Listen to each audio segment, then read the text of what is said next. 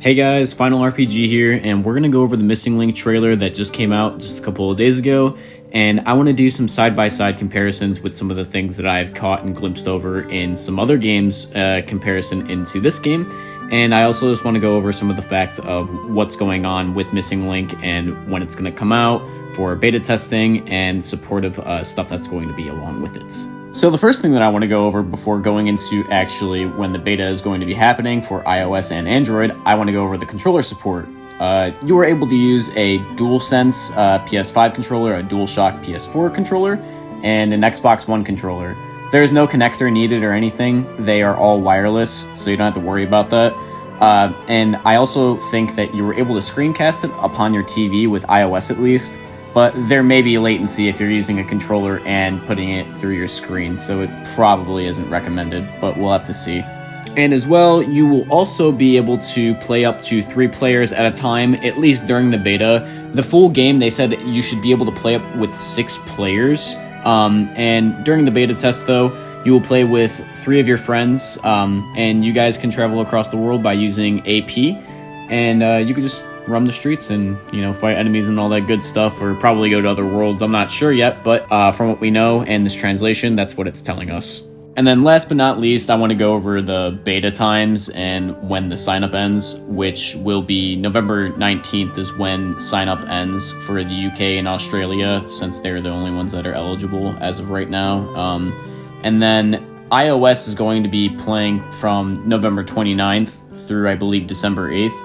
And then after iOS, Android is going to get one in January sometime. I have a VPN and I've switched over to the UK, so I'm going to get through the beta this way. And we'll just see how it goes from there. But yeah, now I want to go over the stuff that is actually in the game and some comparisons that I found and some of the secrets that I found that you may have missed. Starting off with this, which is the animation that Sora and Riku make when they drop in Dream Drop Distance. It's the same exact animation that the player is making in the Dive to the Heart section in the very beginning of this trailer. And that's not the only similarity with the player character in Sora. They also have the opening the door from Kingdom Hearts 1 to this game. It's the same exact door, except just the colors are a bit different on the door. Something else that I did notice that was within the trailer is the new girl that is there. You could actually see her very quickly in the background next to this pillar over here. How the fuck can you make that out? I have no idea. Not only did I just notice that, but her attire is red, and so is the red-haired kid's. His attire is also red as well. This doesn't seem like it means anything, but she says the societies, and they could be akin to unions, kind of like a ranking system. And if you look at Kingdom Hearts 3, there is this doorway, and each has a section, and there is a unicorn that is labeled on there, and it has a red background. And if you look in the trailer, some of the people in the background are also wearing red in different colors.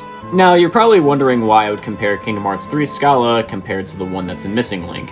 There's some comparisons with the tables and some of the symbols that are on them, but I also had this theory that Scala has been locked up just kind of like how Aqua had locked up Land of Departure and it became Castle Oblivion, which is the reason why it looks like the way that it is today, and that's possibly a reason of why it's called Missing Link in the Unwritten Era, because it completely looks different from how it does now. Going back a bit here, we're gonna go look over the gameplay stuff.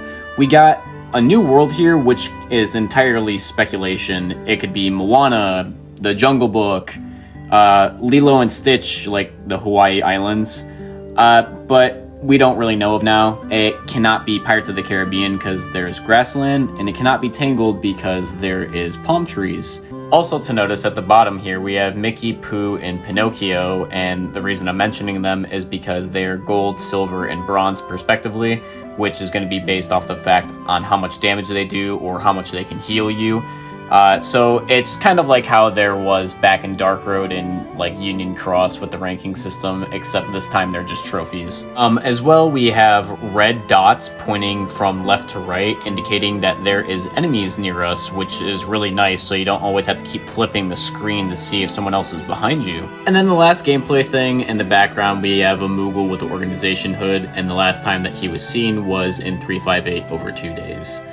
Don't know why he's there, but he is there and he looks pretty spiffy. I wanted to also mention this because a lot of people are confused about the translation with it of existence and non-existence. A lot of people are thinking that it means the realm of nothingness, but the astral plane is supposed to be like a conduit between the real world and the world of fiction, and also a nexus of Kingdom Hearts because it's able to go anywhere that it wants to. So hopefully that clears it up, because I know that was like really confusing for a lot of people. So hopefully now that you understand it. And let's not get on my theory about Xehanort in the opening of Kingdom Hearts 3 looking up into the sky and thinking that he has seen the astral plane this entire time, because I might make a video about that. I just don't know where to start with it because we don't know much about the astral plane at this point, but it would be very interesting to look into maybe at a later date whenever we get more information on that. But yeah, other than that, that is pretty much all the things that I could find within the Missing Link trailer or at least of this one. But yeah, I have been Final RPG, guys, and I thank you guys for watching, and yeah, I can't wait to make more videos about this shit because it's going to be really fun. I will never be streaming this game, by the way, if you think that I'm going to be streaming it, or if anybody else is. I don't think anybody else should be streaming this game because you can dox yourself, and I highly do not recommend doing that. So if you're going to make videos about like Missing Link, just make videos about it. Don't live stream it. You're gonna screw yourself over. Also, you may end up doxing your friends if you're playing with your friends and going on the map while streaming it. So just be very, very careful. But enough of my rambling. Again, I have been Final RPG, and I am going to be seeing you guys later.